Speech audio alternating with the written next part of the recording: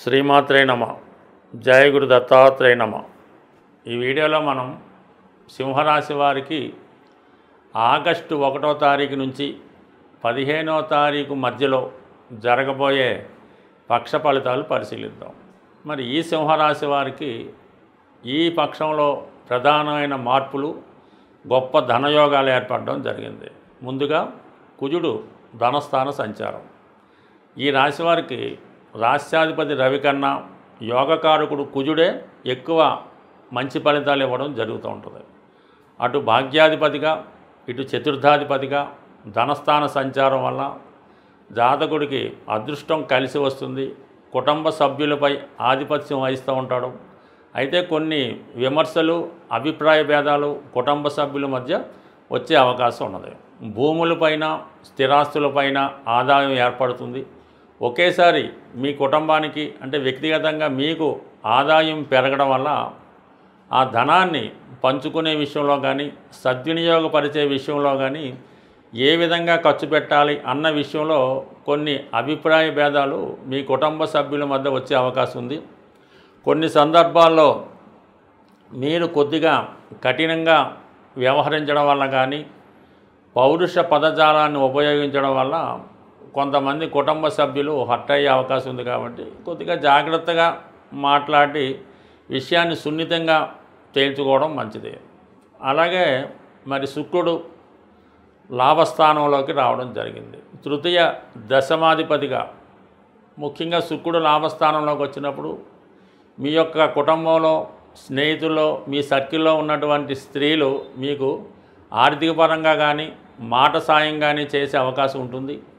అలాగే అధికారంలో ఉన్నటువంటి స్త్రీ కానీ, లేదంటే ఏదైనా ఒక ఆధ్యాత్మిక రంగంలో ఉన్నటువంటి ఒక స్త్రీమూర్తి ద్వారా మీరు మీ యొక్క మార్గాన్ని నిర్దేశించుకొని కొన్ని కొత్త విషయాలు తెలుసుకునే అవకాశం ఉంది. ఏదైనా ఆర్థిక పరంగా, వృత్తిపరంగా ఆదాయం పెరుగుతుంది. మీ యొక్క టాలెంట్కి తగ్గ విధంగా మీ యొక్క ప్రతిఫలం కూడా లభించే అవకాశం ఉంది. ఈ సమయంలో మీరు ఏదైనా ఒక ప్రభుత్వ పదవికి కానీ, ఒక నామినేటెడ్ పోస్టుకి కానీ, ఒక రాజకీయ పదవికి కానీ ప్రయత్నం చేస్తూ ఉంటే 100% అది మీకు లభించే అవకాశం ఉన్నది. తద్వారా మీకు ఆదాయం కూడా పెరిగే అవకాశం ఉన్నది. సో ఏదైనా శుక్రగ్రహ అనుగ్రహంతో ఈ సమయంలో మీరు కొత్త ఉద్యోగ ప్రయత్నాలు చాలా వరకు ఫలించే అవకాశం ఉంది. దాంతోపాటుగా గురువు ఆల్రెడీ లాభస్థానంలో ఉన్నప్పటికీ పంచమాధిపతిగా లాభస్థితిలో ఉన్నప్పుడు ఏమవుతుందంటే సంతానం మీకు సహకరిస్తారు. సంతానం యొక్క అభివృద్ధి మీకు ఆనందదాయకంగా ఉంటుంది. వారికి ఏదో శుభం జరగడం వల్ల కొంతవరకు మీకు వారి యొక్క సంతోషంలో మీరు పాలు పంచుకోవడం జరుగుతూ ఉంటుంది. అలాగే అష్టమాధిపతి లాభస్థితి ఇప్పుడు ఎస్పెషల్లీ ఎలా ఉంటుందంటే మీరు ఇంకా రాదు పోయింది అనుకున్నటువంటి ధనం, అంటే మీరు ఏదైనా ఒక చిట్ ఫండ్లోనో, ఇన్సూరెన్స్లో ఇన్వెస్ట్మెంట్ చేసి ఉన్నా, ఒక స్థిరాస్తి మీద ఇన్వెస్ట్ చేసి ఉన్నా, అది ఏదో విధంగా మనకి పోయింది అనుకున్న డబ్బు సడన్గా మీకు తిరిగి రావడం జరుగుతూ ఉంటుంది. ఇవన్నీ అనుకూలంగా ఉన్నప్పటికి కూడా రాశ్యందు ఉన్నటువంటి కేతు సంచారం వల్ల సరైన సమయంలో సరైన నిర్ణయం తీసుకోలేకపోవడం వల్ల వచ్చిన అవకాశాలు పోగొట్టుకోవడం జరుగుతూ ఉంటుంది. సప్తమంలో రాహు మీ చుట్టూ ఉన్నవాళ్ళే మీ యొక్క పతనానికి కారణమవుతుంటారు. మిమ్మల్ని ఏదో విధంగా డిస్కరేజ్ చేస్తూ ఉంటారు. వచ్చిన అవకాశాలు మీ దాకా రాకుండా వాళ్ళే ఏదో విధంగా పోగొట్టడం జరుగుతుంటుంది. కాబట్టి ఏదైనా విషయాన్ని ఒక ప్రయత్నం చేస్తున్నప్పుడు, ఎవరైనా మిమ్మల్ని కళ్ళకు వచ్చినప్పుడు స్వయంగా మీరే కలిసి మంచి చెడ్డలు తెలుసుకోవాలి తప్ప ఏదో విధంగా ఇతరుల మీద ఆధారపడడం వల్ల, ఇతరుల ద్వారా ప్రయత్నం చేయడం వల్ల 100% ఆ పని మీకు పాడయ్యే అవకాశం ఉంది. కాబట్టి ఏదైనా సొంతంగా చేసుకునే ప్రయత్నమే చేయండి. అలాగే ముఖ్యంగా అష్టమ శని ప్రభావం వల్ల చాలా వరకు ఎప్పుడో జరిగిపోయిన విషయాలు మళ్ళీ వెలుగులోకి రావడం జరుగుతూ ఉంటుంది. వాటిని కొద్దిగా జాగ్రత్తగా గమనించవలసి ఉంటుంది. అంటే మిమ్మల్ని అన్పాపులర్ చేయాలి, ఏదో విధంగా మిమ్మల్ని మైనస్లోకి పెట్టాలనే ఉద్దేశంతో మీ అపోజిషన్ వాళ్ళు, మీ శత్రువులు ఏదో విధంగా మీ మీద బురద జల్లే ప్రయత్నం ఒకటి జరుగుతూ ఉంటుంది.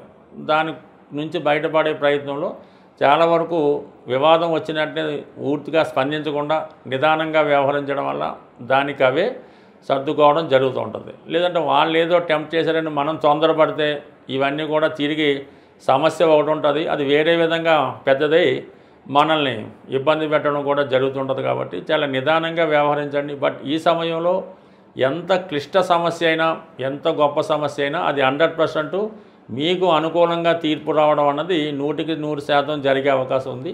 ఏదైనా ముఖ్యమైన కార్యక్రమాలు మీరు ఏదైనా ఒక గృహం కొనుక్కోవాలనుకున్నా, ఇల్లు కానీ, వాహనం కానీ, వివాహం కానీ, ఈ మూడిట్లో మీరు ఏది ప్రయత్నం చేసినా కంపల్సరీగా ఆగస్టు 20 తారీఖు లోపల అవి సక్సెస్ అయ్యే అవకాశం ఉంటుంది. సాధారణంగా మన జాతకరీత్యా శుభంగా ఉన్నా, నష్టంగా ఉన్నా కొన్ని పరిహారాలు అన్నవి చేయడం జరుగుతూ ఉంటుంది. అయితే మనం కొన్ని సందర్భాల్లో ఎన్ని పరిహారాలు చేసినప్పటికీ కూడా మనకి అర్హత ఉండి కూడా ఆ ఫలితం రావడం లేదంటే కంపల్సరీగా మనం నివసిస్తున్నటువంటి గృహంలో ఏదో విధమైనటువంటి వాస్తు దోషం ఉండడం వల్ల మనం చేస్తున్నటువంటి ప్రయత్నాలు ఫలించకుండా పోవడం జరుగుతూ ఉంటుంది. అందువలన కొంతమంది అపోహ ఏంటంటే మీకు ఏదో ఒక సొంత గృహం ఏదో ఊర్లోనో టౌన్లోనో ఉండడం జరుగుతూ ఉంటుంది. మీరు కారణాంతరాలు ఉద్యోగరీత్యా ఏ సిటీలోనో వేరొక ఇంట్లో అద్దెకు ఉండడం జరుగుతూ ఉంటుంది.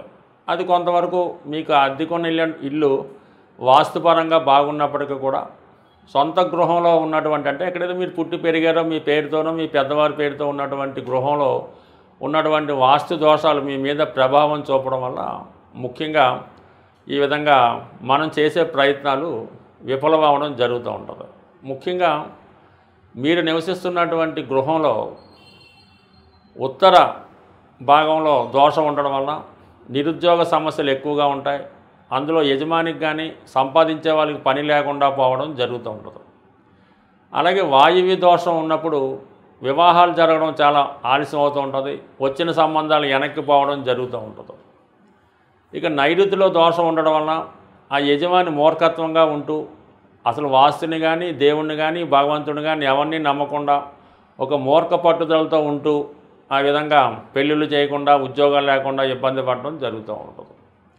అయితే ఆగ్నేయ దోషం వల్ల ఏంటంటే స్త్రీలకి హెల్త్ పరమైన ప్రాబ్లమ్స్ రావడం, ఆ కుటుంబంలో మగవాళ్ళు వ్యసనాలకి అలవాటు పడడం, ఎవరైతే పిల్లలు ఉన్నారో వాళ్ళు పెద్దవాళ్ళని ఎదిరించడం, ఏ ఉద్యోగం చేయకుండా తల్లిదండ్రుల మీద ఆధారపడి ఉండడం, ఈ విధంగా కుటుంబంలో మన గృహంలో ఉన్నటువంటి అష్టదిక్కుల మీద ఏ దోషం ఉన్నా ఒక్కొక్క దోషం ఒక్కొక్కరి మీద ప్రభావం చూపడం జరుగుతూ ఉంటుంది.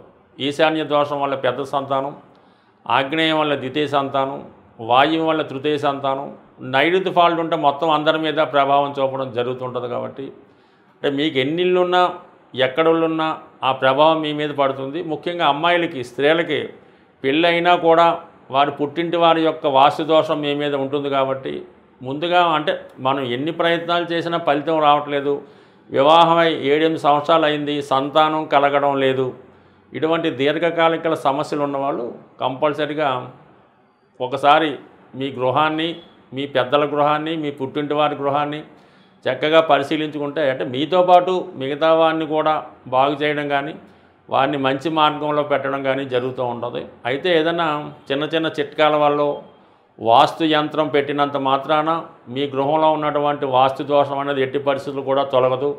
దాన్ని ఫిజికల్గా సరి చేసుకుంటేనే మనకి వాస్తు సరి అవుతుంది తప్ప అది ఏమాత్రం ఈ మధ్యకాలంలో వచ్చినటువంటి వాస్తు యంత్రాలు పెట్టినా, చిన్న చిన్న జిమ్మికులు పెట్టినా కూడా సాల్వ్ అయ్యే అవకాశం లేదు. వీటన్నిటికన్నా ఎక్కువ వీధిపోటు ప్రభావం ఉంటుంది.